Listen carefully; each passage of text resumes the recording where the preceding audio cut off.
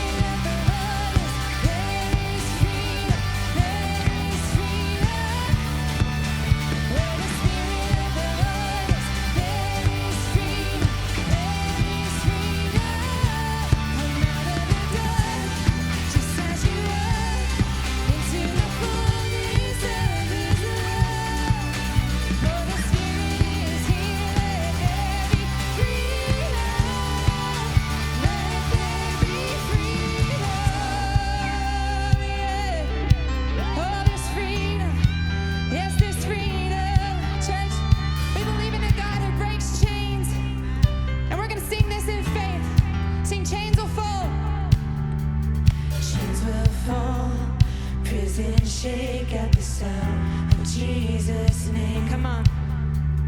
Lives made whole, hearts awake at the sound of Jesus' name.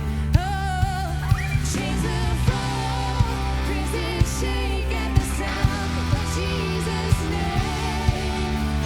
Lives made whole, hearts awake at the sound of Jesus' name.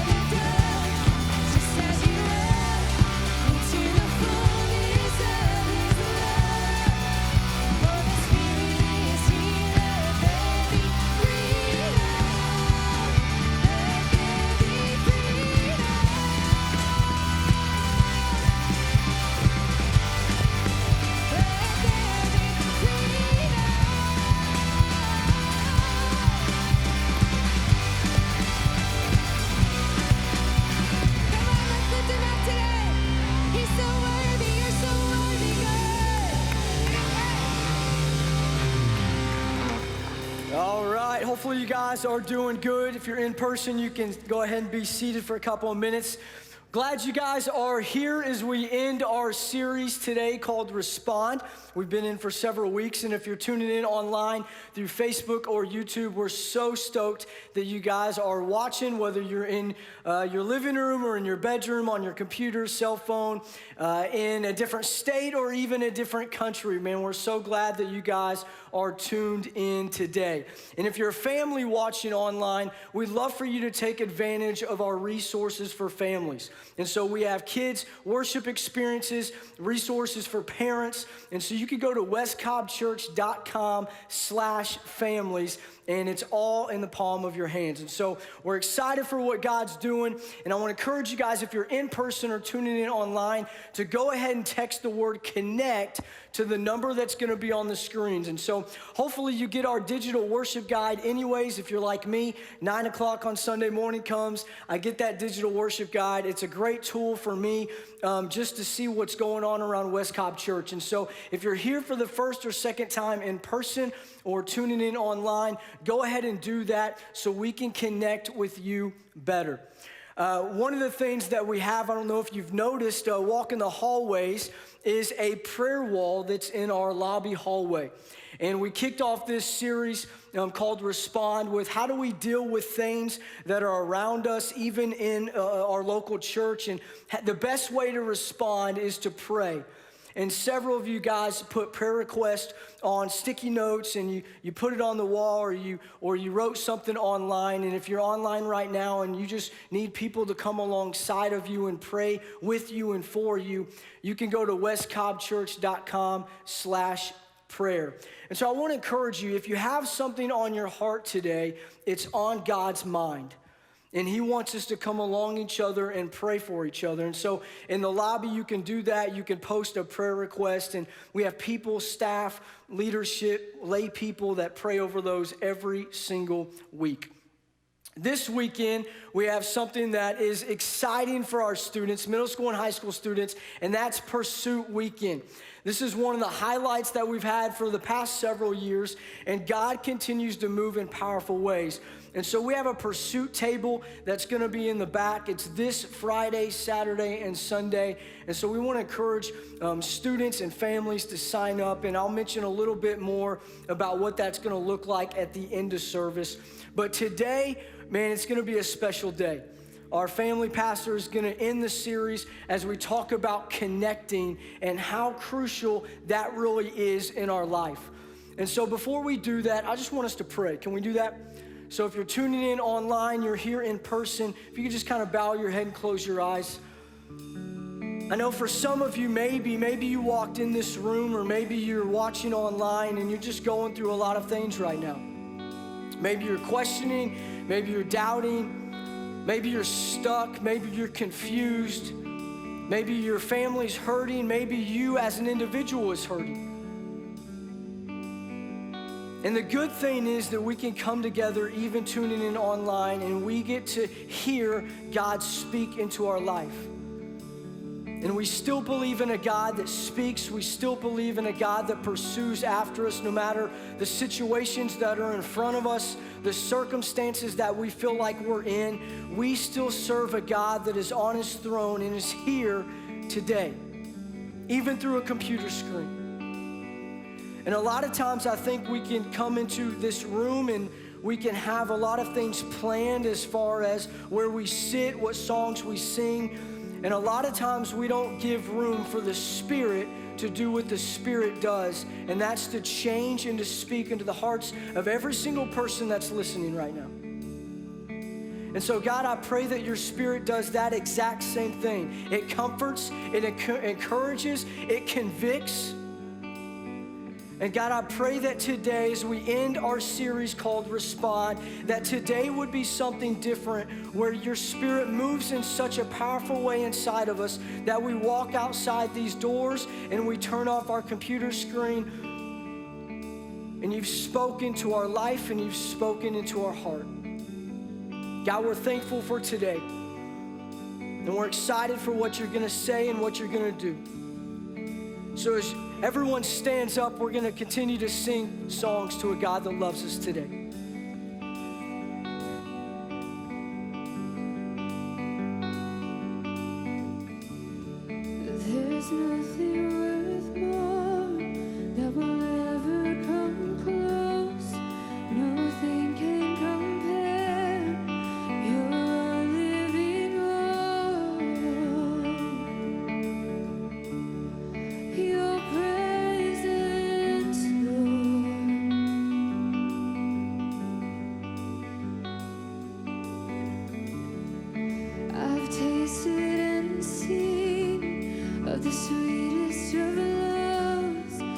and my heart becomes free, and my shame is undone. In your presence, Lord.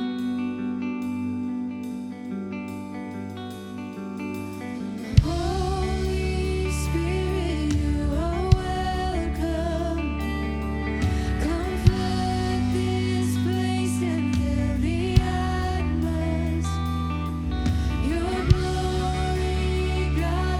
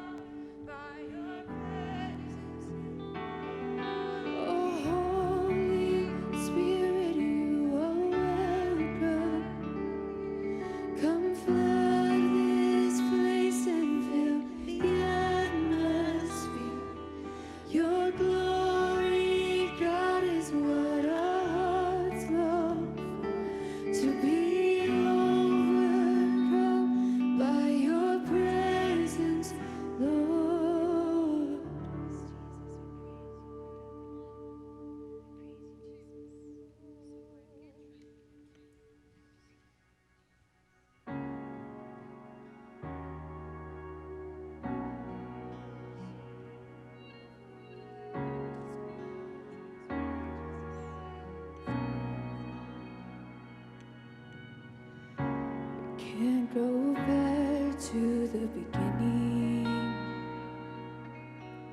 I can't control what tomorrow will bring. But I know here in the middle is the place where you promised to be.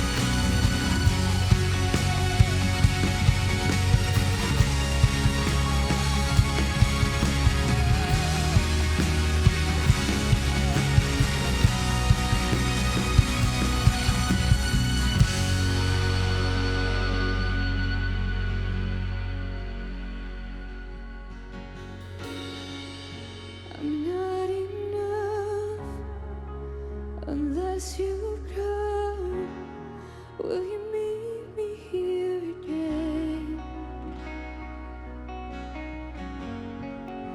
'Cause all I want is all you are. Will you meet me here again? I'm not enough. I'm not enough unless you come. Will you meet me here again? 'Cause all I want is all you are. Will you meet me here again? Oh. Sometimes it can get really easy, kind of just going through the motions, especially with a lot of craziness going on. It can feel overwhelming. And I think sometimes we can kind of forget who God is and what he looks like to us. I know in my life, whenever I have just been like, God, I think I can do this on myself, he definitely makes it very clear that I can't. And that the only way that I can do this, that I can go through life, is to fully put my trust in our King. The next song we're about to sing, it's just a reminder of that no matter what you've been through, no matter what you're going through, God is our defender. He picks up our pieces. He puts us back together. He molds us. He shapes us. Yes, we're going to rest in him this morning. We're going to sing these words to him this morning.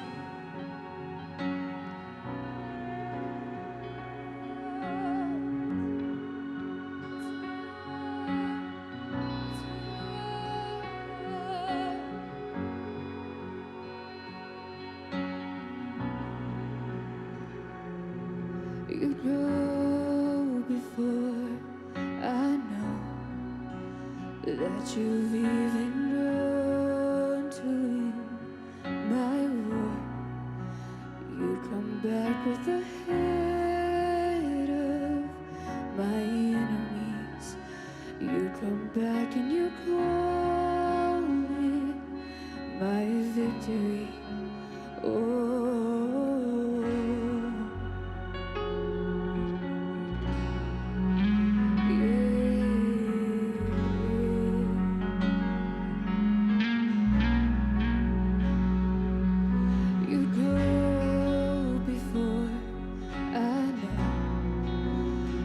You've even grown to in my love. Your love becomes my greatest defense.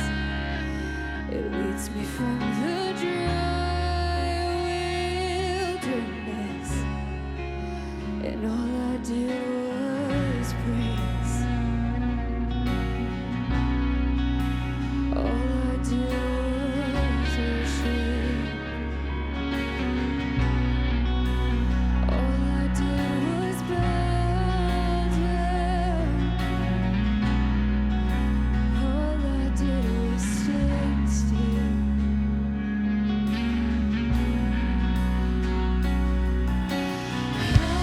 Hallelujah.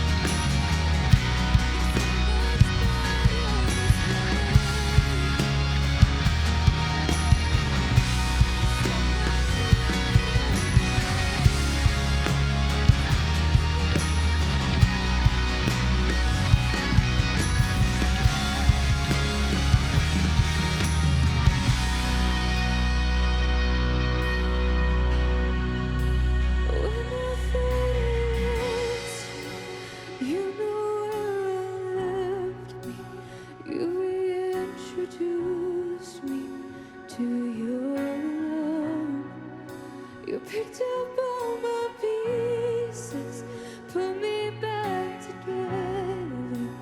You are the defender of my heart. When I thought I lost you, you know where I left me. You reintroduced me to your love. You picked up all my pieces, put me back together. You are the defender of my heart. When I thought I lost you, you know where I left me.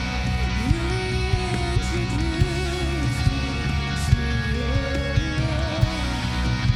You picked up all my pieces, put me back together.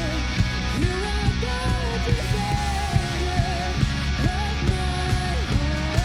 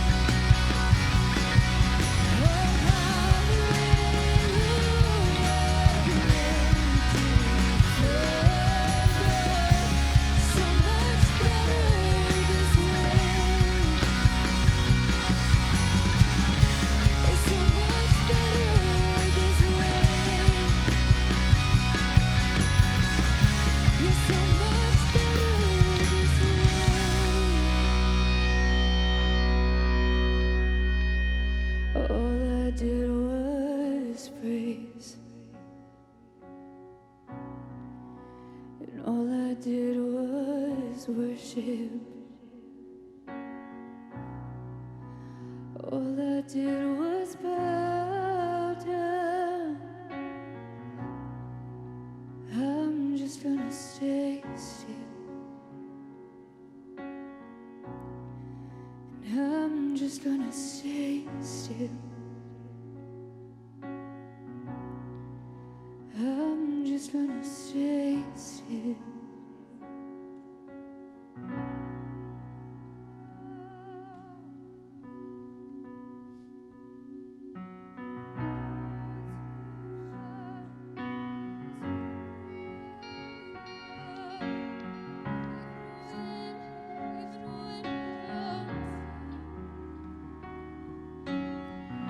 Even when I don't see it, you're working.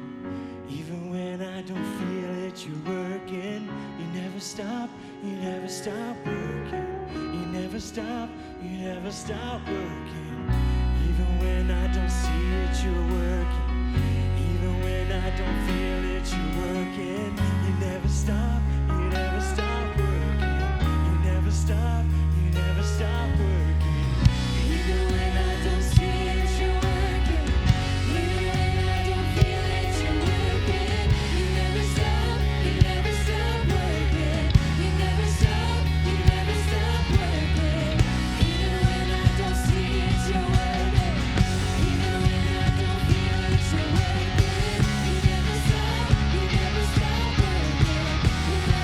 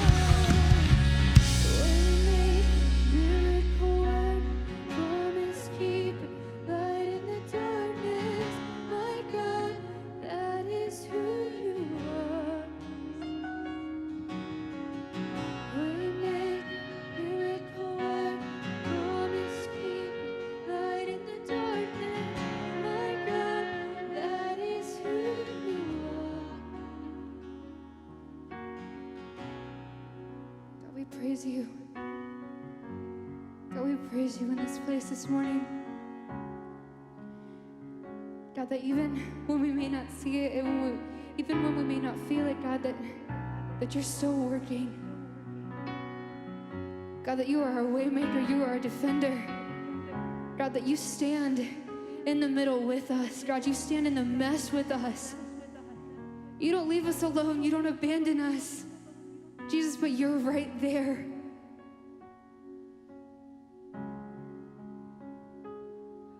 God, we rest in you this morning, and we praise your name in this place.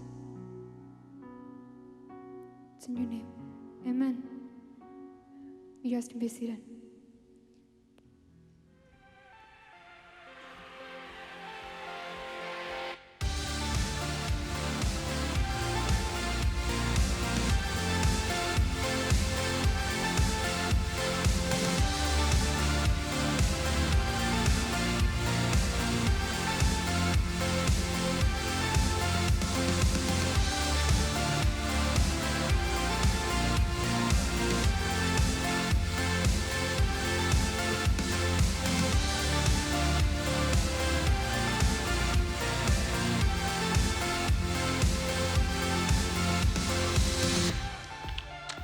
What is up, everybody? Good to see your faces. Hey, we're going to take a minute. I'm going to give you a chance to represent your team. So here's my question for you this morning. Who is your team? When I say that, what's the first group to come to mind? Go.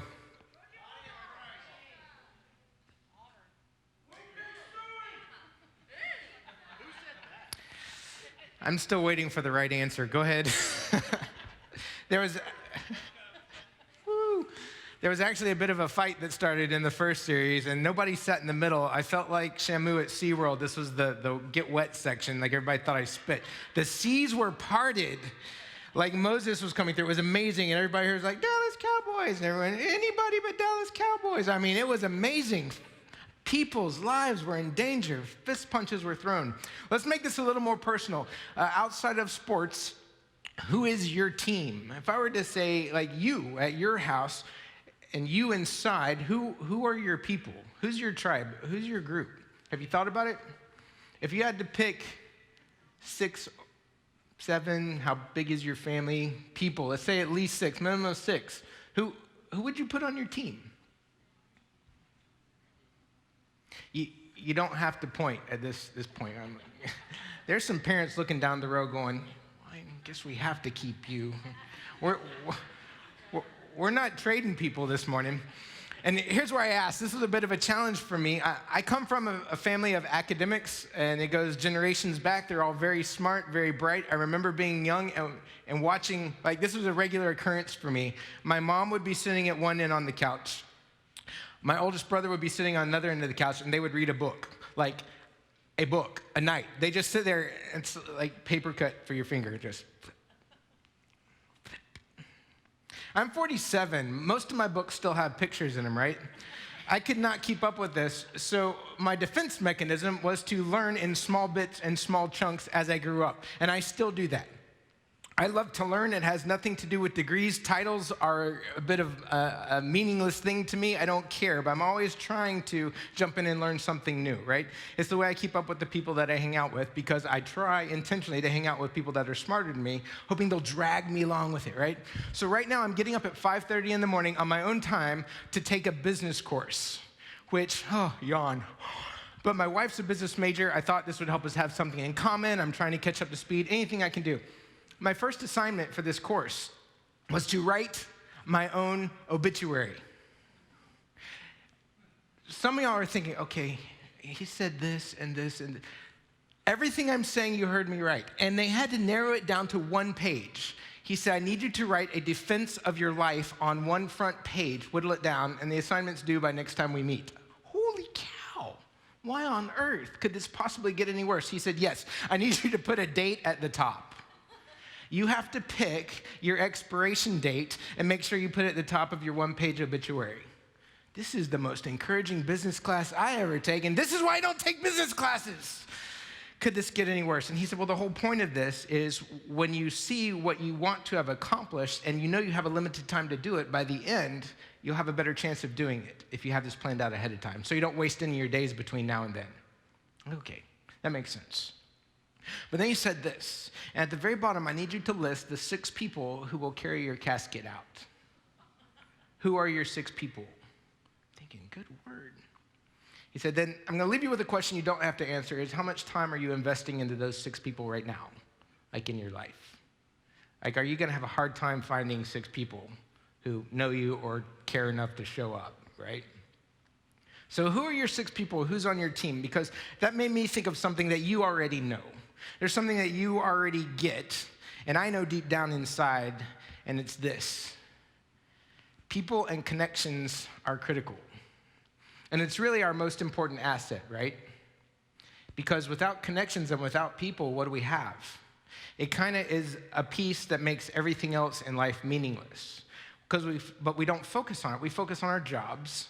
We focus on things we need to do. We try to focus on self, being healthy, et cetera, et cetera. I'm middle-aged. I went to the doctor for the first time in 15 years. I don't even want to tell you about the report he gave me and the lecture I got for not showing up beforehand. We worry about those things, but for some reason, and you know this, you know how important connections are.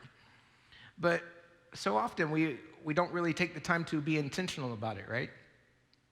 Why is it that something so important we can let drift by in life and we can go by not being connected? And I know you're thinking right here, right now, you're lecturing us on connecting with people when I have done my best to show up or go to the grocery store, right? We're going to get into that in just a minute, but what I want to focus on this morning is that people are important, connection is critical, it was part of God's plan, and we can still do this. Everybody good? In fact, if you tune out after this, if you just take those 4 things I just said and run with it, you're dismissed. Have at it. Just hold on to it really tight. We're in the middle of a series called Respond. We're actually wrapping it up today. And the whole point of that is, if you missed it, you can go back and check the other ones. But right now, this last year and a half, we've been inundated with a world and a community that's just reacting. It's like baking soda and vinegar. And we separate. We're polarized. We're angry.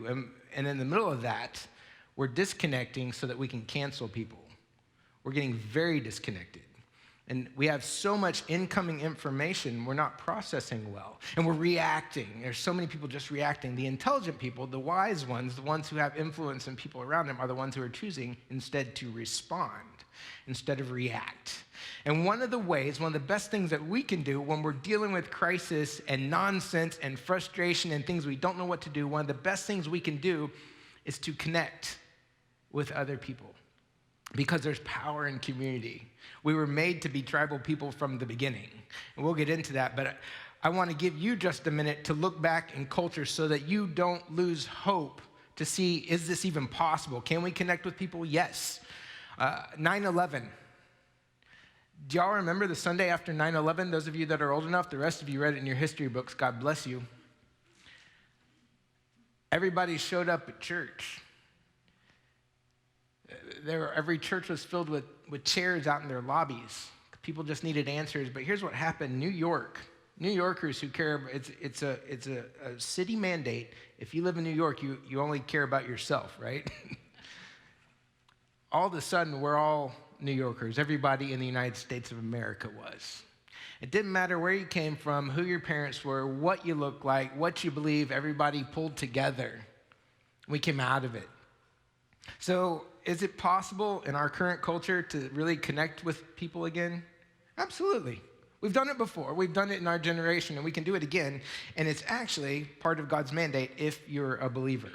We should be heading up this charge. One of the most striking aspects to me about Christ's earthly ministry is the repeated theme of him pulling people together. Have you noticed that? You know, we like to talk about the big things, the big miracles, because it gets us excited. God did the impossible. Jesus did the impossible. We talk about him feeding thousands of people from one kid's lunch. Amazing. We talk about him healing people who couldn't walk. Fantastic. People who couldn't see, people who couldn't hear. Those are the highlights, and we believe in this Christ. But we also say we want to follow this Christ and be like this Christ. And if that's true, shouldn't we hone in on how he lived his day-to-day? And a couple things about that is he was always connecting people. People to each other, people to him. And he was really great at connecting people that nobody else was connecting with at all. And that changed people's lives. So there were people that encountered Christ, and because of his kindness, their story took a different turn. Not because of 5,000 people being fed. There were people in that crowd, I'll dare to say, that just went home with a full tummy for one day, and that was all their life change. But the other people who connected, their stories were changed, and it's our job to lean into that. The truth is this: we were actually made for connection. Like, we're designed, we were made for connection. And this is not a design flaw. This is frustrating to some people. Some of you will label yourselves as introverted. And when this whole COVID thing hit and they mandated 6 feet away from other people and you weren't supposed to talk to people, you were allowed to stay at home and work, you're like, I have been training for this my entire life. I am ready, bring this on. But we weren't made for it. And the truth is, we're actually better together. And the problem with that right now is, well, the COVID pandemic, yes, but also culture. Culture's pulled connection apart, right? Because you now have the ability to jump in and give your opinion on somebody else's life choices and destroy them, even though you've never actually even met them. And it happens all the time, right? And in that, we feel connected to people. I heard a famous person, I'm not gonna say who it was, I like to watch their talk show, and some of you will judge me, so I won't say who, said, the weirdest thing about my life is I'll be walking down the street in public and people think that they know me. Like, I'm hanging out with my kids and some random stranger will come up and give me this huge hug.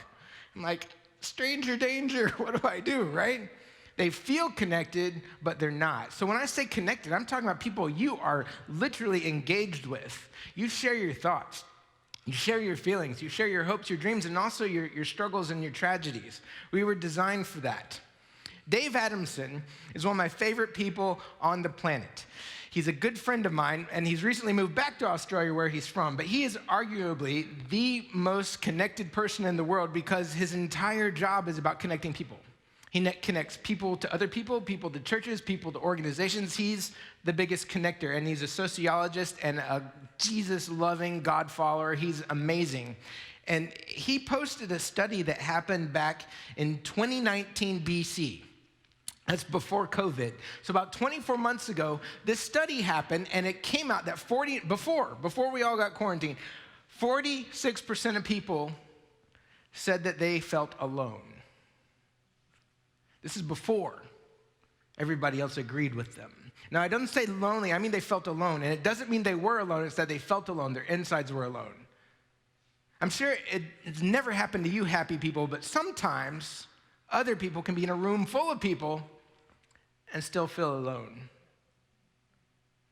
And here's the trap. This is the bad thing about us as humans. This is one of our flaws. When we're dealing with something, we assume that we're the only person dealing with it. And that's never actually the case. Whenever I do a marriage conference or a parenting conference, I always start out the same way. And some of you have been victims of my intros. And it starts out, I don't know who you are, but I know you're short on time, you're short on money, you want to be doing great at this relationship with your spouse or your kid, and you don't think that you're meeting it. You don't think you have what it takes. And from my viewpoint, I wish you guys could see it because everybody's sitting out there. They all go. And what they're doing is they're looking around at other people because immediately they think, oh, I'm busted. He's watching. And they think, wait a minute, it's not just me? No, it's not just you. Everybody deals with stuff. And one of the biggest pressure relief valves that can happen is when we connect with somebody else and let them know that they're not the only ones dealing with something. Doesn't that really take 50% of your weight off like that? When you just know somebody else gets it and understands? That was one of the cool miracles about Christ when he stopped and connected people that nobody else would connect with, is they felt seen. They felt heard. Do you know that we have that same kind of power on other people's lives when we make them seen and make them heard? Off my soapbox, back to Dave Adamson and the study. This was all before. And the stats have doubled, tripled, increased exponentially. The amount of anti-depression drugs this last 18 months has gone through the roof. Suicide's up. Divorce rates are up. People that would identify as alone has gone through the roof. But we are arguably in the most connected generation that the history of the earth has ever seen. So there's a disconnect with the disconnect. We have more opportunities to connect now more than ever, but it's also replacing the actual legitimate connection that we can have with other people, with other real human beings. Dave wrote this: "It's easier for us to keep relationships shallow rather than journey deeply with someone. We choose not to be vulnerable, so we miss the chance to make deeper connections with the people around us. Instead, we like to present a photoshopped, highlight reel version of ourselves without any blemishes or flaws. And then we wonder why we feel disconnected and alone when life inevitably takes a turn for the worse, because it will." Well, the Apostle Paul paints a very different picture of society and how we should be handling that. In fact, he says to engage. We're supposed to connect with other people. And he says it by this. In Galatians, it says to carry one another's burdens. To carry one another's burdens. And this is the fun part. In this way, you will fulfill the law of Christ. How do you carry somebody's burdens? Well, it's what we just talked about. It doesn't mean you take ownership and take all their problems and solve it for them. Start by connecting with them. Start by, hey, you are seen. You're heard. I get it. Other people have dealt with that. Then we're relieving them of their burdens. The Hebrew word that's used for carry in here is the pivotal word for that scripture. It's nasa. Everyone say nasa. Right, it means to lift or take away. Imagine somebody going hiking with you with big, big packs on. It's hard to get those on and off by yourself. So if we're carrying one another's burdens, according to the Hebrew word, it's actually to lift up so they can struggle out and to take it away. Just by connecting with somebody, that's your first step. And that's the most important thing, because nothing is more soul-sucking than when you feel alone.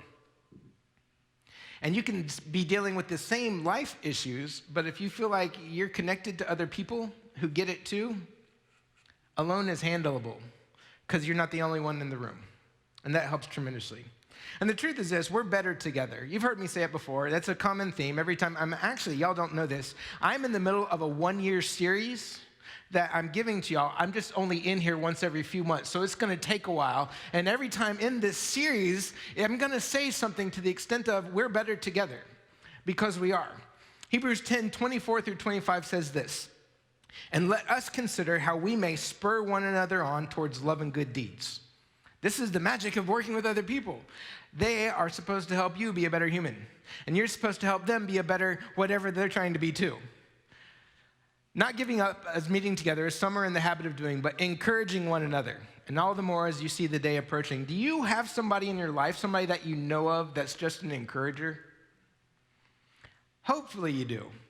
I have people in my life, man, when they walk in, the room lights up. And it doesn't matter how horrible I was at whatever it was I just did. This person just makes you feel good because you're around them. You know what they're doing? They're connecting with you. They're spurring you on to be a better person. They're letting you know you're not the only one who struggled with whatever that was, and you can do this. Just imagine for a minute if we put all of our major goals aside for a moment, and that was our goal. If that was our people goal, just the number of people listening to this right now, the number of people even in this room, if our goal was to just be somebody else's biggest cheerleader, would that change them? Would it change you? Yes, it would change your circle of influence. And it's a beautiful thing because it always has a good return for its investment back to you. So when we connect, a few things happen. The first thing is that it opens up new stories. When you connect with somebody else, it opens up new stories. We can bump somebody's story and our conversations change their next route. It can change your next turn. One of my favorite theologians by the last name of Anonymous said this: "You will be the same person this time next year as you are right now, except for the books you read, the places you go, and the people you encounter." And that's very true. Isn't that what changes us? So when you invest intentionally, because let's be honest, in this day and age, we can go on automatic and go without connecting with people for a very long time. But we see them so often, and they're everywhere, even in our back pockets on our phones, that we feel like we're connected, and it's fraudulent. We don't need that. It's taken the place. It's a placebo, and it's not filling us up where we're supposed to be filled. So being connected does more for your soul than our self-care that we're teaching everybody to do so much right now. Right now on the internet, there's tons of things about self-care. There's why you need to eat right. There's why you need to take yoga. There's why you need to visit this person or buy this product, right? But connection is really what it's about, and that's what's going to change our game. Second thing connection does is it makes it difficult, and if you're snarky, this one's for you. It makes it difficult to dislike people so very much. Not you guys, there are people out there who are difficult to love. They make it very challenging. It's like it's their goal every day to do something to see if you are going to be able to tolerate them or not. Have you ever heard of these people? Yeah, well, when you actually get to know somebody's story, it's more difficult to dislike them, right? And so it's our job, this one's tough, to intentionally lean in and connect with people that are hard to connect with. And you don't know the impact on the flip side about what you're connecting with them is going to do and how they may change. Here's another fun fact. When Christians are connected, they have a longer reach. When you put your chain link with somebody else's, we have a greater reach, and we can reach more people outside of here. It is my goal, my sole goal for here at West Cobb Church. You realize we're in the middle of neighborhoods, right? It's my goal that we become the connection factor for the neighborhoods around here. I want this building to become a place where it becomes famous where people know that they can encounter God. And also, this needs to be a place where they can come when they need something, anything. And my goal isn't that they bring their tails in to warm the seats. I mean, Sunday mornings, if you're a believer, this is just an excuse for us to get together and corporately worship God, right? Our real life, our real calling is the neighborhoods. It's the people next to you where you live. What can we do for them? And there's so many churches right now going, come to us, come see us, come see us. Well, how about, hey, what can I do for you? That's your way to connect. Having somebody come and stare at you on a stage or sit next to you means, well, nothing. That's just information gathering. It's our job to reach out and connect with these people. If they thought they needed God and needed church, they would already be here, right? They don't know, so let's go help them out where they need what they need. And this, by the way, the whole connection factor is actually a worldwide need. This isn't something here just for America. It's not something just for Cobb County. This is something that's always existed. Back when the Iraqi war first started, it was the first time in my generation, I was a teenager. I was working at the Olive Garden the night that we went to war, and the restaurant cleared out like that. And it was so weird. 8 o'clock at night coming out to an empty restaurant, and there were no cars on the street all of a sudden. For the first time in our generation, America was at war.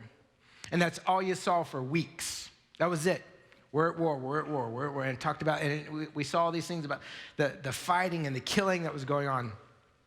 But Dateline did a 1-hour show, and here's what they did. They got 12 American teenagers and put them in a room together. They're all in those nice director seats. You know how they do interviews. And then on a big screen, they had 12 Iraqi teenagers all in their chairs. You know how they do it. And they had an interview, and the interview asked them some really tough, deep-seated questions to all these teens, like, what's your favorite color? What do you like to eat? What do you like to do on a Friday night? Do you have a job? What are your hopes after you graduate? What's your biggest challenge with your parents? And you know the interesting thing is, it didn't matter which group they were talking to, everybody had very similar answers. And there was a connection, there was a commonality. So when we connect with people, that's our real goal, is to find out what we have in common and lean into that. I mean, even with the people that you will cross your arms, I have no business, I don't even want to be in the room with this person. Well, you still have some things in common. Maybe you start with, you both like to eat. Do you like to eat? That's a good question. It's a great icebreaker. Do you eat food or do you plug in at night? I eat food. Wait, I also eat food. Would you like to do it at the same time? And it's the connection factor, and this is a universal thing. Some of you know I'm a huge fan of Sesame Street. I always have been. Big Bird was my mentor growing up, right? And single mom, and Big Bird babysat me for a little bit. I learned so much from them. I followed them for a long time. My wife was super kind. She actually took me to meet the guy one day who was writing a book, Carol Spinney, God bless him. He's not that tall in real person, fewer feathers, but a good man. Point is, Sesame Street, they did the coolest thing a while back. They made 2 new Muppets that meet together every afternoon, every day, every afternoon on the Gaza Strip. One's an Israeli Muppet, one's a Palestinian Muppet. They have nothing in common, except they sit there, they drink tea, and they talk about what they don't have in common. That's the whole shtick for the whole skit. Every day, they get together and talk about what they think differently about. I like this. Oh, well, I like this. I like this. Oh, well, I like this. And back and forth. Kids get this. Kids get it. Why do we as adults have so much struggle with that? I get the opportunity to work for an organization called Care for AIDS, and they work in Africa, mostly in Kenya, but they're branching out. And they have finally found like the magic bullet for curing, or at least getting people a full life after the AIDS virus. And I'm sure you know that AIDS has been wiping out that country for years, like devastating tribes over there. But the organization has figured out how to do that, and they take care of people's physical needs. They make sure they get the medication and the clean water and the food that they need. But they also make sure everybody has a job. You spend a year in the program and you work with a group of people. You will end up growing coffee, making candles, making baskets, whatever it is. Everybody walks out with financial stability. And then you also go see a counselor, so they take care of your psyche and your emotional needs. You also, whether you're a Christian or not, you will get some spiritual counseling, so they take care of that side of you. But the one thing this organization does that's different than any other organization, and they are the most successful organization dealing with the AIDS crisis in the world. And here's what's different: the social aspect. Everybody who has the virus is required for that year to get together with 79 other people. They meet with the same people regularly, and they do life together. You know what that does is they carry one another's burdens. They feel like they're not the only one alone, because outside of that, they're not allowed to go to church. They can't go to the market. When their family finds out that they're infected with the virus, their family leaves them. You lose all your connections. But it's that social life where people are connected that's bringing you life. And they have had the hardest hit. This is the first time in 12 years since the organization started where they started having a drop in success rates with people living. First time in 12 years. And the only thing that's changed is we can't meet in groups right now because of COVID. The connection piece is a need down at the very center of our beings. And we got to think that God's plan for you includes other people. And God's plan for other people sometimes includes you. So the connection goes both ways. We can connect on both sides of the link. And why does it matter? It matters because if you're not operating how you were designed to operate, that's through connecting with other people, then you're not actually, and I'm not actually, living out the great story that God has available for you. Lack of connection, it gets in our way. So I want to read, it's story time, everybody. I want to read one of my favorite stories of connection found in the Bible. It has to do with Jesus, who did something. And by the way, we sing songs about Jesus, and growing up in Sunday school, he was white and had long Pantene hair, and he was super soft and quiet. And but the Jesus I'm about to read the story to, I need you to keep in mind that this dude just broke major religious laws, major cultural laws, and he would have been stoned for doing what he's about to do. And so would the other people that got involved, and they wanted nothing to do with each other, okay? Well, we're about to walk into this story. Major racial and social divides right here, like to the proportion that the United States has been dealing with this last year. Major divides. Everybody with me? Some people are getting real nervous. I like that. I'm in John chapter 4.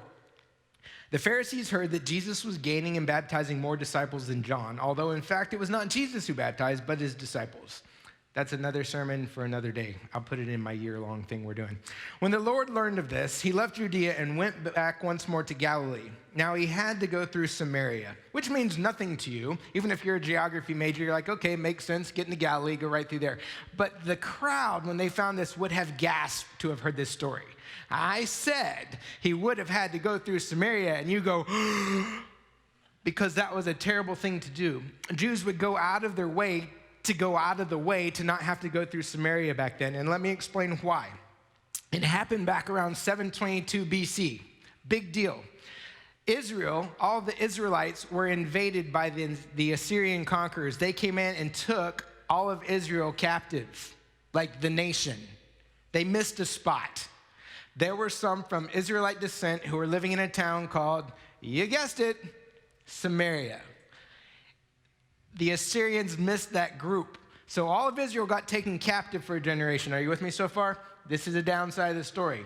Meanwhile, back in Samaria, those Jews intermarried with some non-believers, some people that weren't of Jewish descent in the northern kingdom. And so they end up having mixed blood. And so consequently, a generation later, when Israel comes out of being conquered and they're free to go around again, they see this group of used-to-be relatives that didn't get all the punishment. So we're already a little anxious. Then we find out that their bloodline is no longer pure, and they're not really following God's laws anymore, so they were dead to them. And so the Jews didn't like the Samaritans. Consequently, nobody liked the Samaritans because they were having their own way of life, their own faith system, et cetera, et cetera. However, important to the story, they still followed the Pentateuch and the first 5 books of what you consider your scripture. So they had a God background, but they sort of operated very differently. But they and the Jews couldn't stand to be around each other. There were a bunch of unwritten laws about how you weren't supposed to be near, listen to, look at, or be around Samaritans. So the fact that Jesus decided, I'm going to go through Samaria, the disciples that were with him were struggling with this. Now you're up to speed. When a Samaritan woman, it happened again, it's a woman. Now please understand, this is a woman about to talk to a guy, not only a guy, but a rabbi, also against the rules, and they're by themselves. Are you with me? This could not really get much worse. I wish we had sound effects, dun, dun, dun, because all the Jews hearing this for the first time would have got it. When a Samaritan woman came to draw water, Jesus said to her, "Will you give me a drink?" His disciples had gone to the town to buy food. The Samaritan woman said to him, "You're a Jew and I'm a Samaritan woman. How can you ask me for a drink?" For Jews do not associate with Samaritans. Well, there was also a rule that Jews couldn't eat off of or drink from any plate or cup that a Samaritan had used because they had the Hebrew word for cooties is in here, so it depends on the I made that part up. "Sir," the woman said, "you have nothing to draw with and the well is deep. Where can you get this living water? Are you greater than our father Jacob, who gave us the well and drank from it himself, and also his sons and flocks and herds?" And Jesus answered, "Everyone who drinks this water will be thirsty again, but whoever drinks the water I give will never thirst. Indeed, the water I give him will become in him a spring of water welling up for eternal life." The woman said to him, "Sir, give me this water so that I won't get thirsty and have to keep coming back here to draw water." He told her, "Go call your husband and come back." Pause for effect. "I have no husband," she replied. And Jesus said, "You are right when you say you have no husband. The fact is you've had 5 husbands, and the man you now have is not your husband. What you've just said is quite true." How awkward of a connection point was that? "Sir," the woman said, "I can see that you're a prophet. Our fathers worshipped on this mountain," which is true. She was talking about way back when they were still related. "Our fathers worshipped on this mountain, but you Jews claim that the place where we must worship is in Jerusalem." And that's where the Israelites were making the temple. And you got to understand this point. The Samaritans have gone ahead and made their own temple too, so they were still following what they thought was the original mandates from God. Jesus declared, "Believe me, woman, a time is coming when you will worship the Father neither on this mountain nor in Jerusalem. You Samaritans worship what you do not know. We worship what we do know, for salvation is from the Jews," meaning him, the Christ, the Messiah, Jewish. "Yet a time is coming and has now come when true worshipers will worship the Father in spirit and in truth, for they are the kind of worshipers the Father seeks. God is spirit, and his worshipers must worship in spirit and in truth." The woman said, "I know that Messiah called Christ is coming. When he comes, he'll explain everything to us." That's a short language for, dude, I'm losing you. I'm not quite following, but the Messiah's going to come one day and he's going to clear everything up. Then Jesus declared, "I who speak to you am he." Then the fantastic disciples show up again. Just then his disciples returned and were surprised, understatement, to find him talking with a woman. But no one asked, "What do you want?" or "Why are you talking with her?" Then, leaving her water jar, the woman went back to the town and said to the people, now, by the way, let's think for a minute. How connected do you think this woman was socially to her town? She'd already gone through 5 husbands, and she's sleeping with somebody who's not her husband right now. She was not, let's say, a favorite of the other women in the community. Fair enough? But now she's going back trying to get all their attention. She's a woman in disconnect. So you're following the Christ, and this lady should not have connected in the first place for multiple reasons. And the town and this lady do not connect, well, except for some of the guys. There's major disconnects going on. Now all of a sudden she's running back trying to get everybody's attention. Ready? Thank you.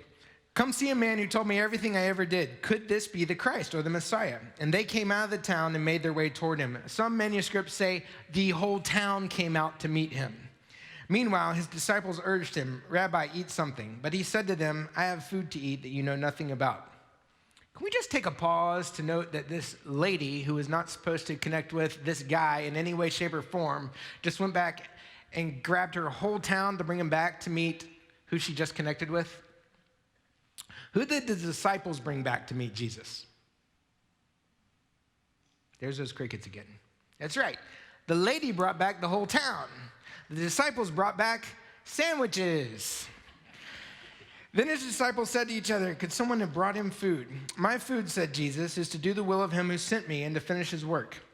Do you not say 4 months more and then the harvest? I tell you, open your eyes and look at the fields. They are ripe for harvest. Even now the reaper draws his wages. Even now he harvests the crops of eternal life, so that the sower and the reaper may be glad together. Thus the saying, one sows and another reaps, is true. I sent you to reap what you have not worked for. Others have done the hard work, and you have reaped the benefits of their labor. This is the fun part. Many of the Samaritans from that town believed in him because of the woman's testimony. They believed because why?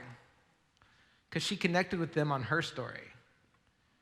Not even on their story, but they believed because of her connection for her story. He told me everything I ever did.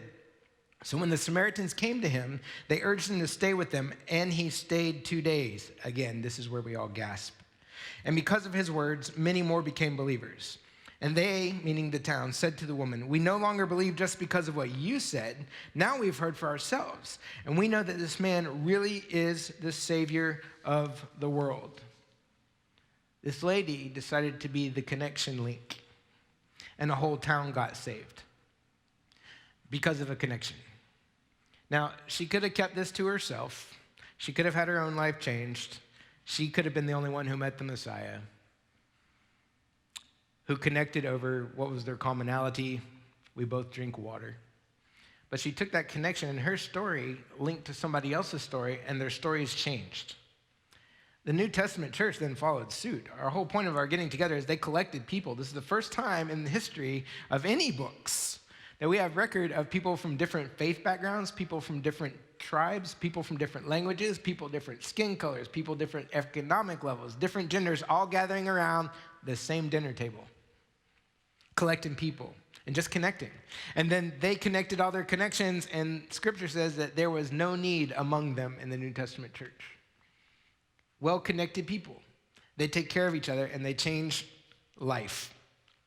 So we've drifted away from this concept of connection over the last 40 years. It's not just COVID. COVID accelerated everything, right?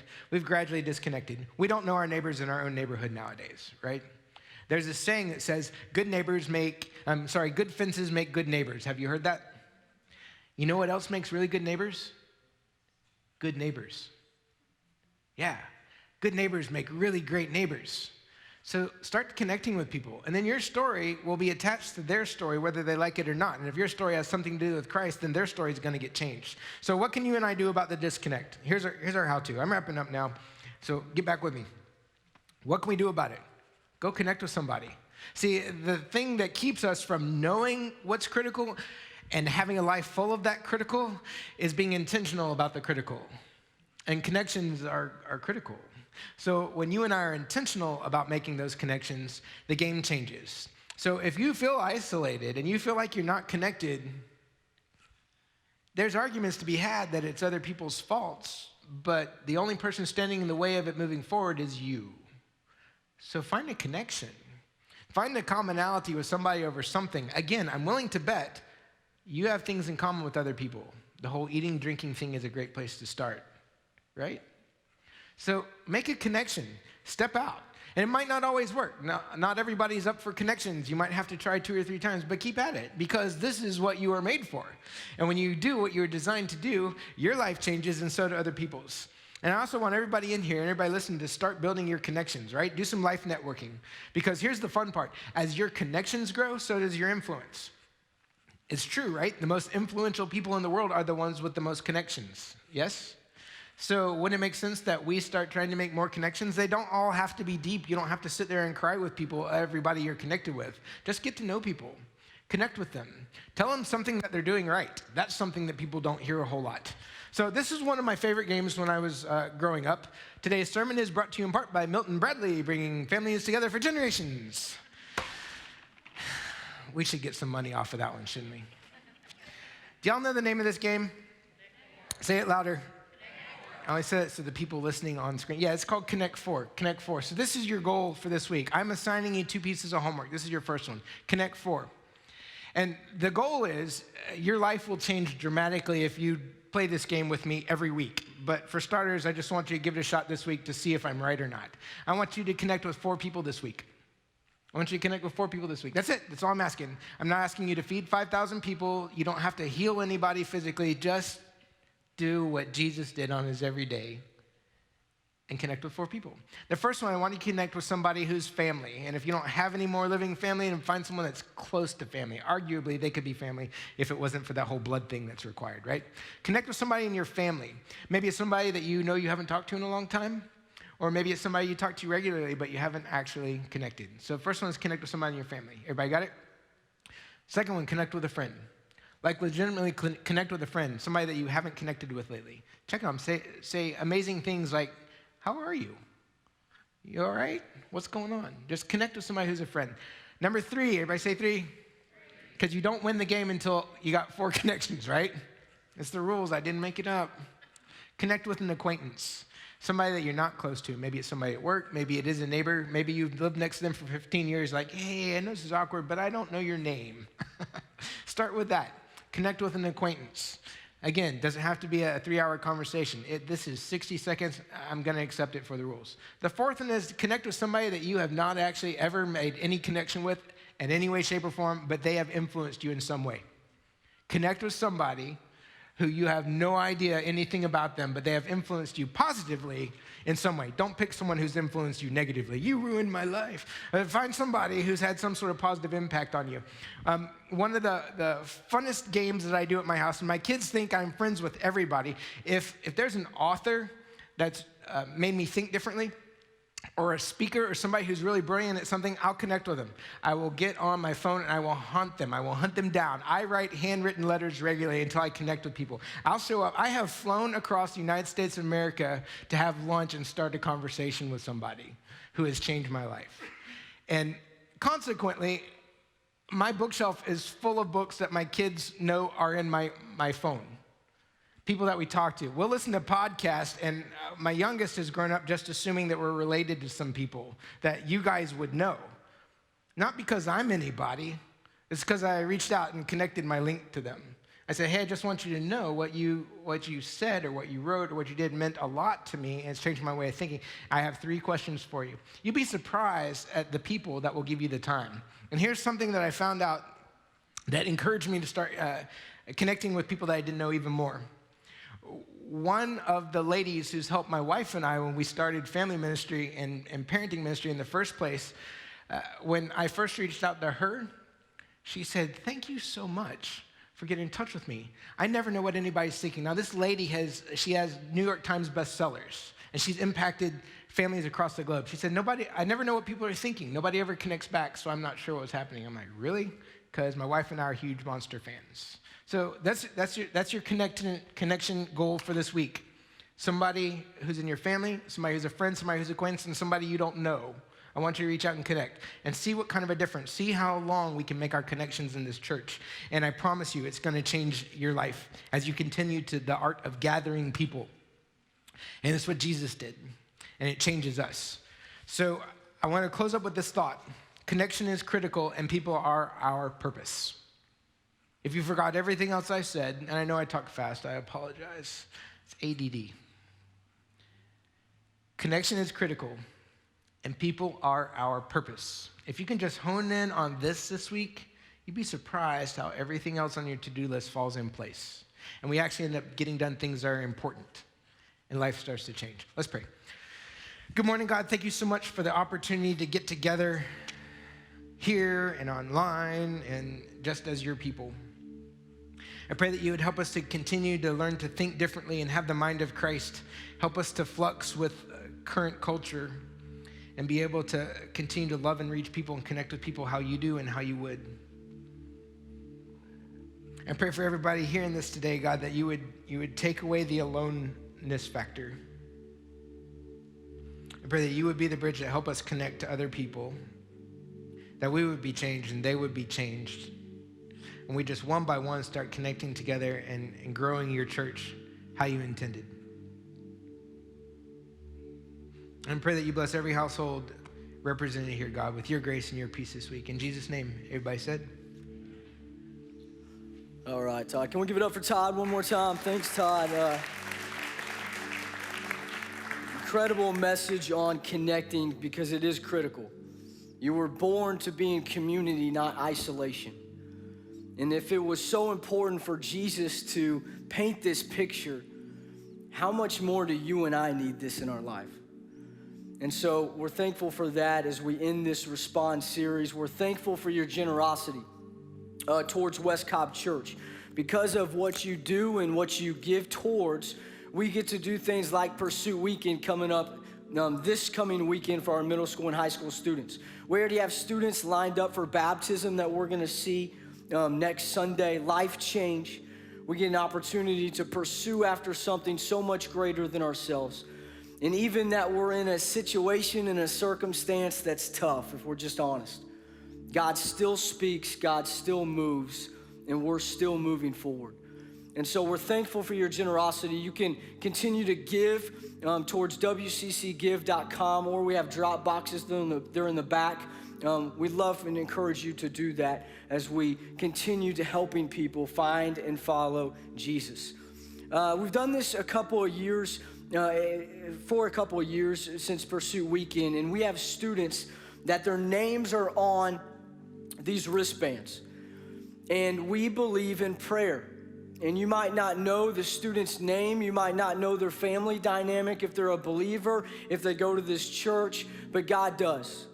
And God wants to speak into their life even this week as we head into Pursuit Weekend. And so I want to encourage you guys to grab a wristband that's going to be on this stage, and this is what we have left from the first service, and pray for this specific student, college leader, adult leader this coming week. I'm reminded of so many times that people have done this and prayed for that person and then send me a text of them giving their life to Jesus, or God speaking into their life, or even their family connecting because of what God's doing at WCC. And so take an opportunity to do that. Registration is still open. And I want to encourage you guys, we have a pursuit table as you guys leave today that you can go, and all this information's on our website with westcobbchurch.com/pursuit if you're tuning in online. And there's papers, there's access to sign your students up to ask questions. Myself, Rebecca will be out there. We want to encourage you guys to do that before you leave. Next week, Pursuit Weekend, we get to see life change. A speaker that's flying in from California will be here. And so make a difference, make a schedule in your appointment time to be here, bring your family, and even tune in online, all right? We'll see you guys next week.